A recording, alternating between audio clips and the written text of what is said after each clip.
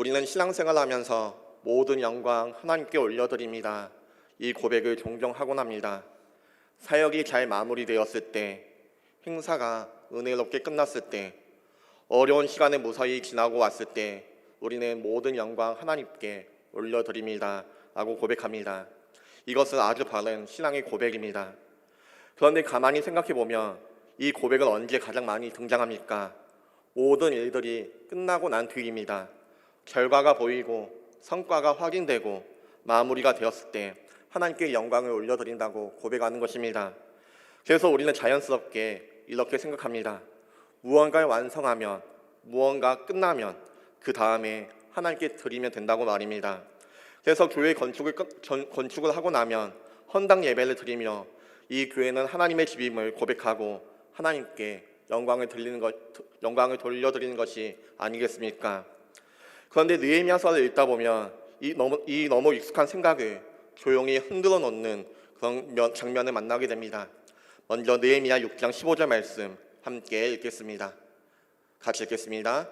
성벽 역사가 52일 만인 엘르월 25일에 끝남에 52일, 불가능에 가까웠던 일들이 이루어진 순간이었습니다.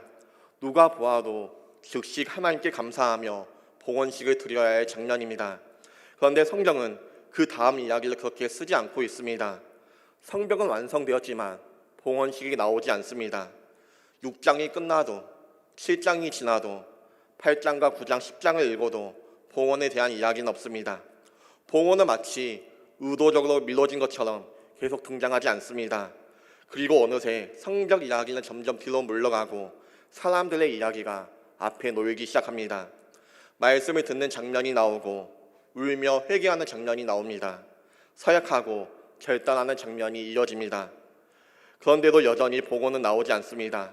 그러다 오늘 본문인 느헤미야서 12장에 와서야 비로소 성벽을 봉헌하게 되는 것을 볼 수가 있습니다. 느헤미야 12장의 말씀을 준비하면서 제가 가진 의문이었습니다. 왜 성벽은 6장에서 완성되었는데 봉헌은 12장에서 이루어졌을까요?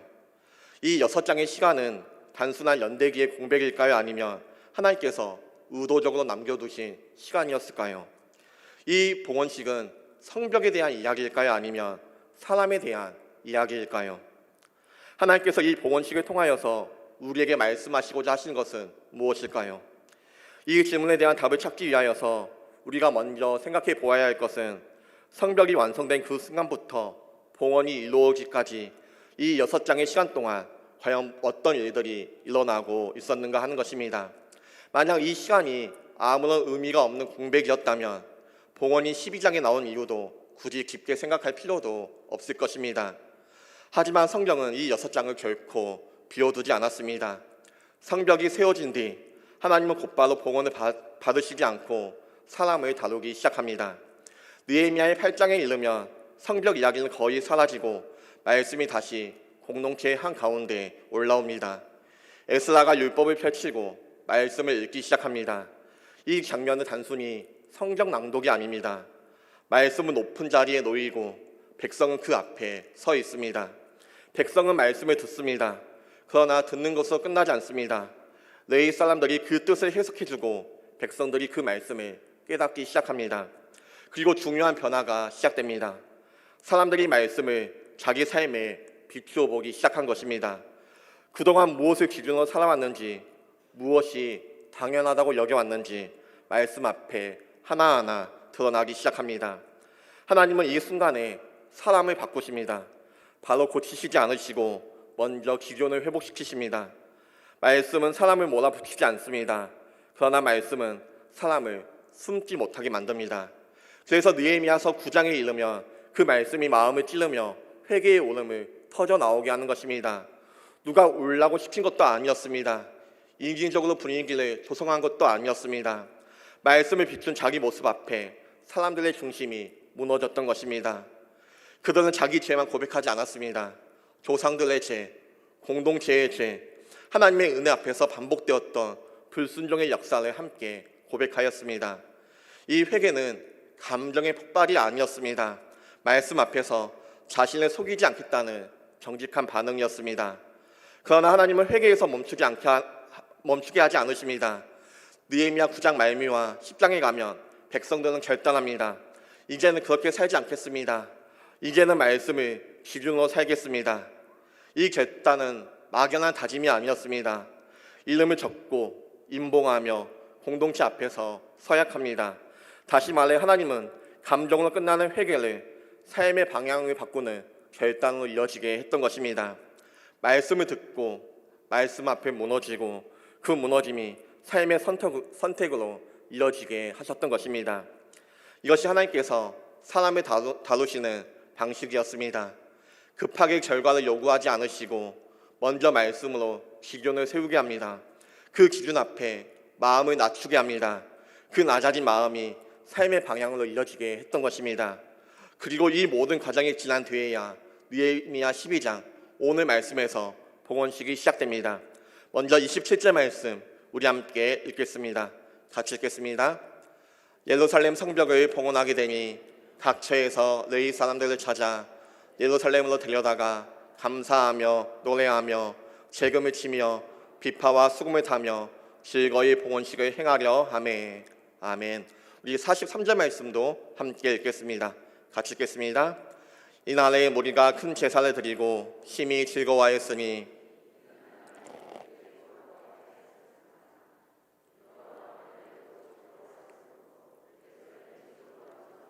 멀리 들렸느니라.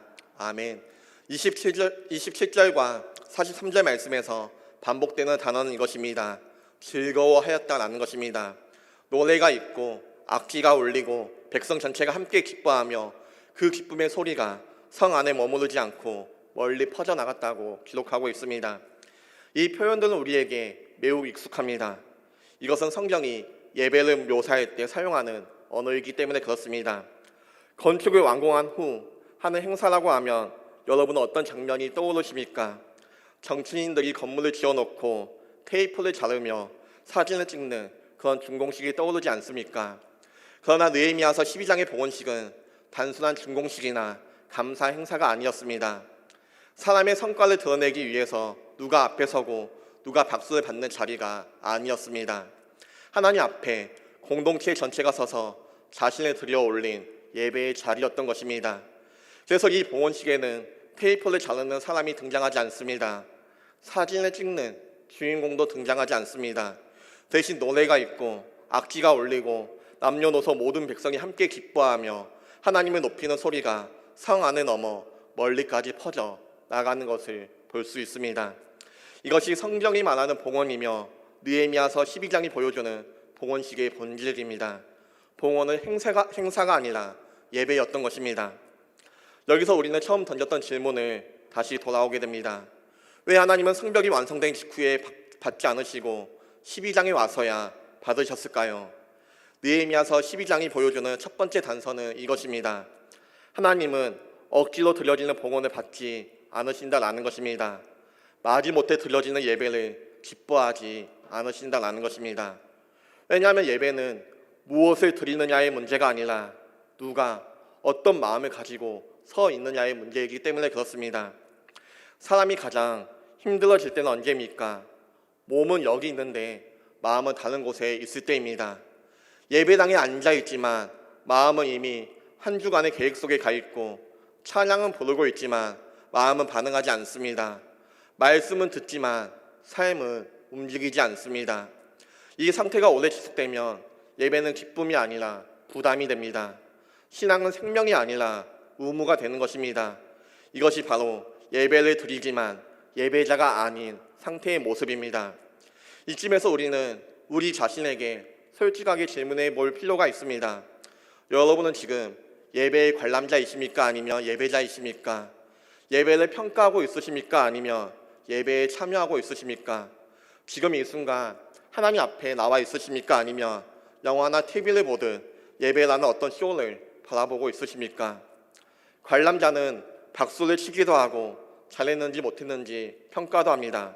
그러나 자신은 드리지 않습니다. 자신의 삶은 드리지 않습니다. 그러나 예배자는 다릅니다. 예배자는 무대가 아니라 하나님 앞에 서 있는 사람입니다. 느헤미야서 12장의 봉헌식에는 관람자가 없습니다. 모든 백성이 예배자였습니다. 봉헌식에서 레인들은 노래하고 백성들은 함께 기뻐했으며 부녀와 어린아이까지 즐거워하였습니다. 이 예배에는 구경하는 사람이 없습니다. 평가하는 사람이 없습니다. 모두가 한 마음과 한 뜻을 가지고 자신의 삶을 하나님 앞에 드렸습니다. 이것이 예배의 능력입니다. 예배가 회복되면 사람 전체가 살아납니다. 마음만 움직이는 것이 아니라 삶이 다시 반응하기 시작하는 것입니다. 바로 여기에서 우리는 6장을 건너온 질문에 대한 첫 번째 실마리를 붙잡게 됩니다. 하나님은 성벽을 받으신 것이 아니라 기쁨으로 하나님 앞에 서 있는 예배자를 받으셨습니다. 아직 모든 답이 나온 것은 아닙니다. 그러나 한 가지가 분명해졌습니다. 하나님이 받으시는 봉헌은 결과로 시작되지 않습니다. 형식으로 완성되지 않습니다. 하나님을 사랑하는 예배자의 마음에서 시작되는 것입니다. 그렇다면 이 예배자는 어떤 삶으로 준비되어 있을까요? 이 예배자는 어떤 삶이 준비되어야 하는 것일까요? 30절 말씀 함께 읽겠습니다. 같이 읽겠습니다. 제사장들과 레위 사람들이 몸을 정결하게 하고 또 백성과 성문과 성벽을 정결하게 하니라. 아멘. 봉헌식의 절정으로 가기 전에 제사장과 레위 사람들이 몸을 정결하게 하고 백성과 성문과 성벽을 정결하게 합니다. 그들은 먼저 성벽을 봉헌하지 않았습니다. 사람을 정결하게 하는 것을 볼 수가 있습니다. 이 순서는 결코 우연이 아니었습니다. 하나님은 언제나 외적인 봉헌보다 내적인 준비를 먼저 보시는 분이십니다. 그렇다면 하나님은 왜 우리에게 정결을 요구하시는 걸까요? 하나님이 정결을 요구하시는 이유는 분명합니다. 하나님께서는 깨끗한 그릇에 하나님의 일을 맡기시기 때문에 그렇습니다. 능력은 하나님께 있지만 그 능력이 머무는 통로는 사람의 삶 가운데 있기 때문에 그렇습니다. 어떤 분은 이렇게 이야기하실지도 모릅니다. 나는 정결하지 않아.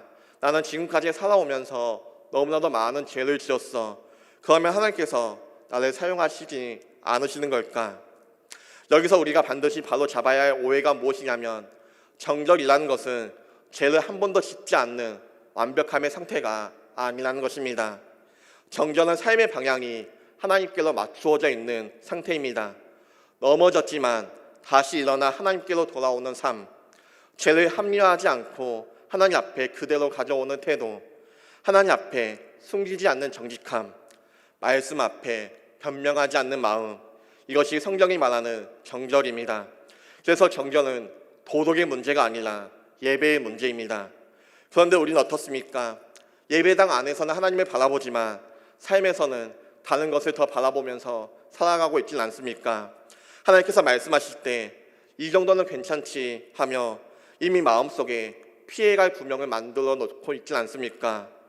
회개해야 할 것은 괜찮다고 덮고 정죄 대신 편리함을 선택하고 있는 것이 우리의 모습이진 않았습니까? 정결은 남에게 보이기 위한 신앙이 아니라 하나님 앞에 부끄럽지 않는 삶의 모습을 이야기합니다. 그래서 성경은 보면 이 정결이 무너질 때 항상 함께 무너지는 것이 있습니다. 바로 예배입니다. 이스라엘 백성들은 하나님 앞에 제사를 드리며 예배했지만 그들의 삶은 하나님과 분리되었습니다. 그래서 하나님께서는 선지자를 통하여서 이렇게 말씀하였습니다. 아모스 5장 21절과 22절 말씀 함께 읽겠습니다. 같이 읽겠습니다. 내가 너희 절기들을 미워하여 멸시하며 너희 성회들을 기뻐하지 아니하나니 너희가 내게 번제나 소제를 드릴지라도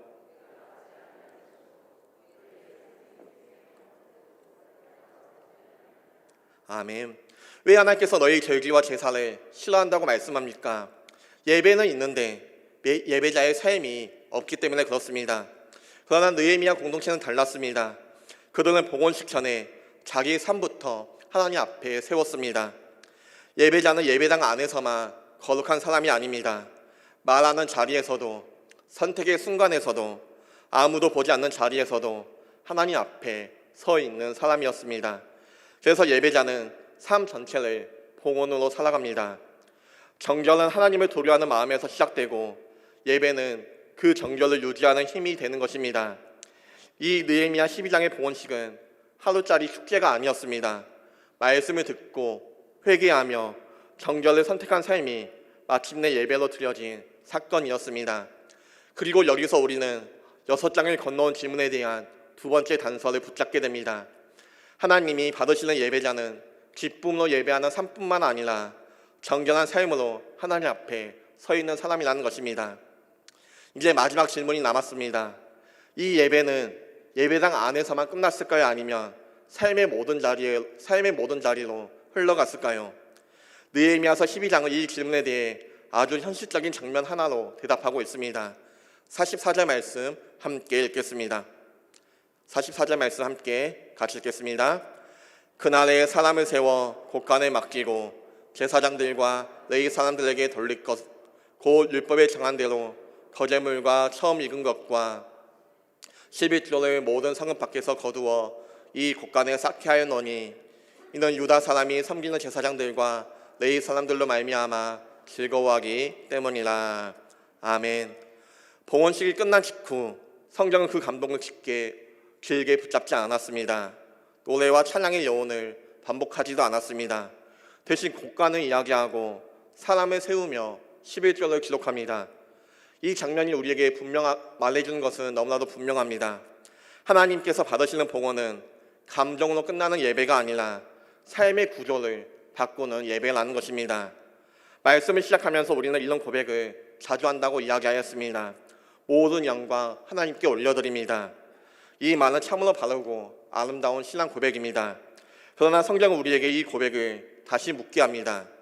이 고백이 입술로만 머물고 있는가 아니면 삶으로 살아내지고 있는가라는 것입니다. 느헤미야 공동체의 봉헌은 말로만 드려진 고백이 아니었습니다. 그들의 예배는 찬양으로만 드려지지 않았고 눈물과 감동으로만 끝나지 않았습니다. 그 예배는 곳간으로 이어졌고 시간의 사용으로 이어졌습니다. 삶의 주권을 하나님께 돌려드리는 선택으로 이어졌던 것입니다. 그래서 그들의 봉헌은 모든 영광 하나님께 올려드립니다. 이 아름다운 고백을 삶으로 번역했던 예배였습니다. 사도 바울은 이 삶의 예배를 이렇게 이야기합니다. 고린도전서 10장 31절 말씀 함께 읽겠습니다. 같이 읽겠습니다. 그런즉 너희가 먹든지 마시든지 무엇을 하든지 다 하나님의 영광을 위하여 하라. 아멘. 이 말씀은 예배 시간에만 해당되는 말이 아닙니다. 주일에만 적용되는 말도 아닙니다. 가정에서의 말 한마디, 직장에서의 선택 하나, 아무도 보지 않는 자리에서의 태도, 그 모든 것이 하나님께 영광 돌리는 예배가 될 수 있다는 뜻입니다.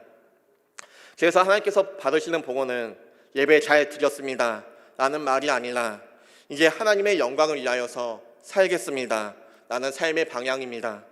이 봉헌식은 성벽 공사가 끝났다라는 과거를 마무리하는 예식이 아니라 앞으로의 삶을 여는 선언이었습니다. 느헤미야 공동체는 성벽을 봉헌하며 이 성벽 안에서의 삶 전체를 하나님께 영광 돌리는 삶으로 살겠습니다 이렇게 고백했던 것입니다. 그렇다면 이제 이 질문은 우리에게로 돌아옵니다.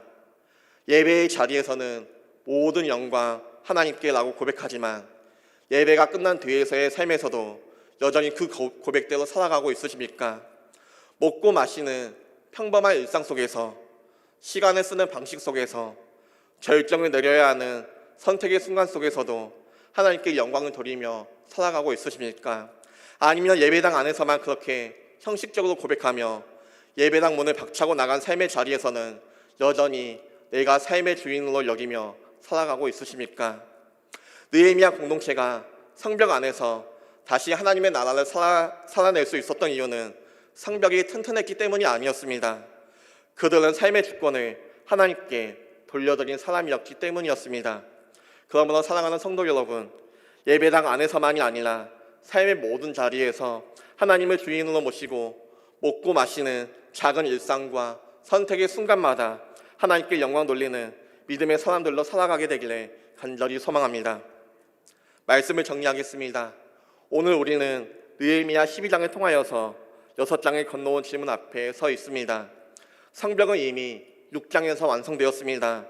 그러나 하나님은 그때 봉헌을 받지 않으셨습니다. 하나님이 기다리신 것은 완성된 결과가 아니라 준비된 사람이었습니다. 말씀 앞에 다시 서고 회개로 마음이 낮아지고 정결한 삶을 선택하며 삶의 주권을 하나님께 돌려드릴 예배자의 삶을 하나님께서는 기다리셨습니다. 그래서 하나님이 받으신 것은 성벽이 아니라 예배자였고 행사가 아니라 삶이었으며 감정이 아니라 인생 전체였습니다. 6장을 건너온 질문은 무엇을 완성했느냐가 아니라 누가 준비되어 있는가입니다. 그리고 하나님의 대답은 분명했습니다. 하나님께서 받으시는 봉헌은 기쁨으로 하나님 앞에 서는 마음이며 정결로 하나님 앞에 살아가는 삶이며 먹든지 마시든지 무엇을 하든지 하나님께 영광을 돌리며 살아가는 인생 전체를 이야기하고 있습니다. 이제 이 질문은 느헤미야 공동체의 질문이 아니라 오늘 우리의 질문입니다. 나는 지금 무엇을 하나님께 드리며 살아가고 있습니까? 절가만 드리며 그것에 만족하고 있진 않았습니까? 말로만 하나님께 영광 올려드린다라고 고백하고 삶은 여전히 내가 지고 있진 않았습니까? 이제 이 질문 앞에서 말로만 응답하지 않고 삶으로 응답하길 원합니다. 우리 함께 나의 모습 나의 소유 찬양하며 결단하길 원합니다. 이 찬양은 무언가 더 잘되게 해달라는 고백이 아니라 이미 주어진 삶을 주님의 손에 다시 올려드리는 결단입니다. 오늘 이 예배의 자리에서 이렇게 고백하길 원합니다. 주님, 절가만 드리는 신앙이 아니라 삶을 드리는 예배자로 살아가겠습니다. 나의 모습, 나의 소유, 나의 시간과 선택과 인생의 방향까지 주님 앞에 올려드립니다.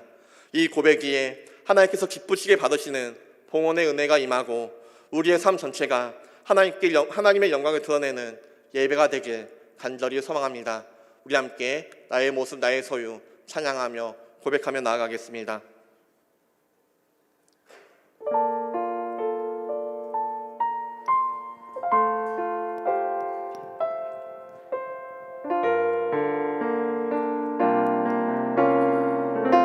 나의 모습 나의 소유 나의 모습 나의 소유 주님 앞에 모두 드립니다. 모든 아픔 모든 기쁨 내 모든 눈물 받아주소서. 나의 모습 나의 소유 나의 모습 나의 소유 주님 앞에 모두 드립니다. 모든 아픔 모든 기쁨 내 모든 눈물 받아주소서. 나의 생명을 나의 생명을 드리니 주 영광 위하여 사용하옵소서.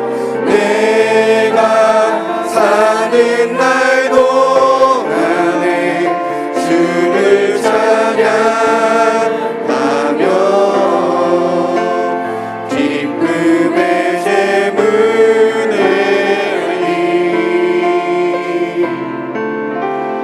나를 받아주소서.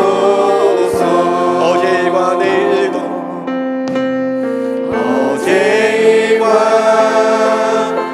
내일도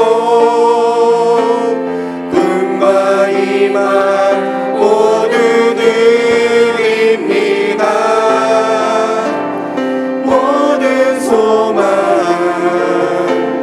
모든 계획 내 손과 마음 받아주소서. 나의 생명을 드리니 나의 생명을 드리니 주 영광 위하여 사용하옵소서. 내가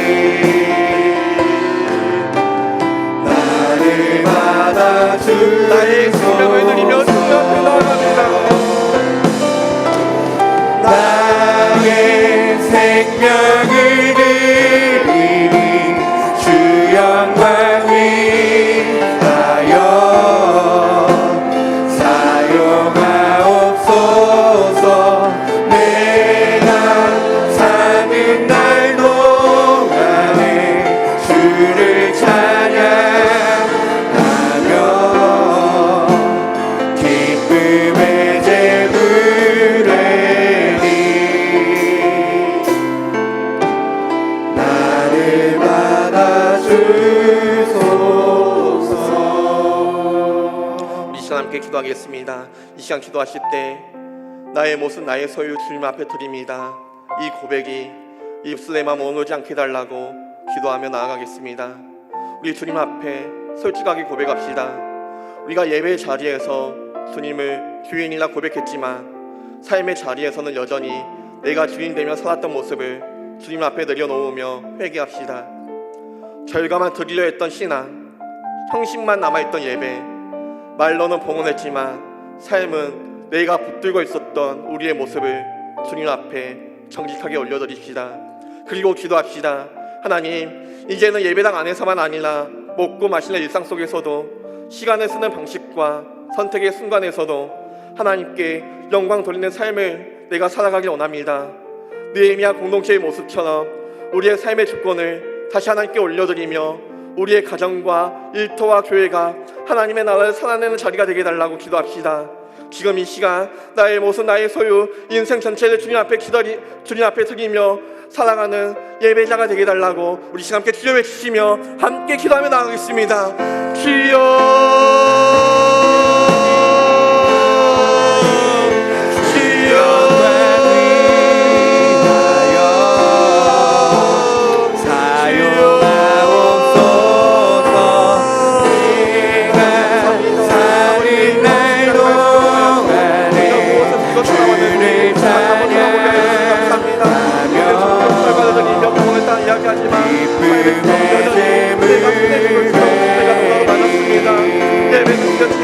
예배자도 살지 못할 또 우리의 모습을 받아주소서.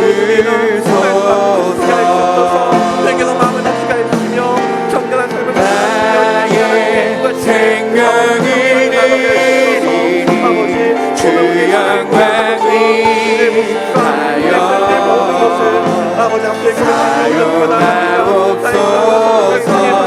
내가 사는 날도 주를 찬양하며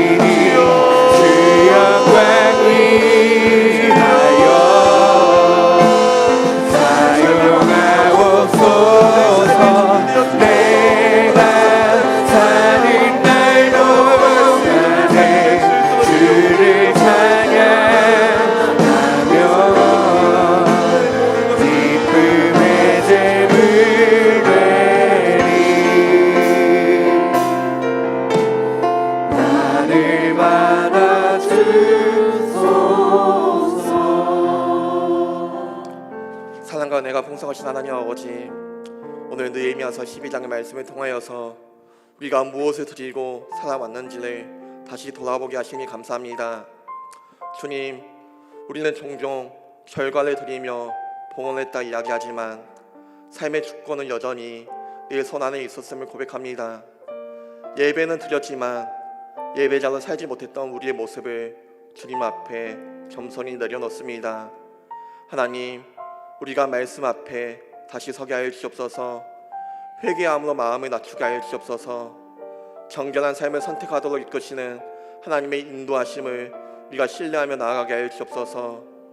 오늘 우리가 고백하였던 것처럼 나의 모습, 나의 소유, 나의 시간과 선택과 인생의 방향까지 다시 주님 손에 올려드립니다. 이 예배가 감동으로 끝나지 않게 하여 주시고 삶의 구조를 바꾸는 예배가 되게 하여 주옵소서. 먹고 마시는 작은 일상 속에서도 무엇을 하든지 다 하나님의 영광을 위하여 우리가 살게 하여 주옵소서.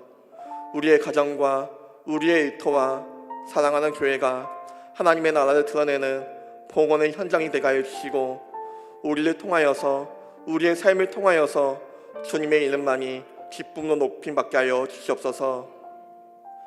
이제는 우리 주 예수 그리스도의 은혜와 하나님의 크신 사랑과 성령님의 감화감동 교통 역사하심이 나의 모습, 나의 소유, 나의 모든 것을 주님 앞에 올려드립니다 라고 고백하며 나아가는 사랑하는 성도님들 머리 위에, 사랑하는 첨단 제자식교회 머리 위에 이제부터 영원토록 함께 있을지어다.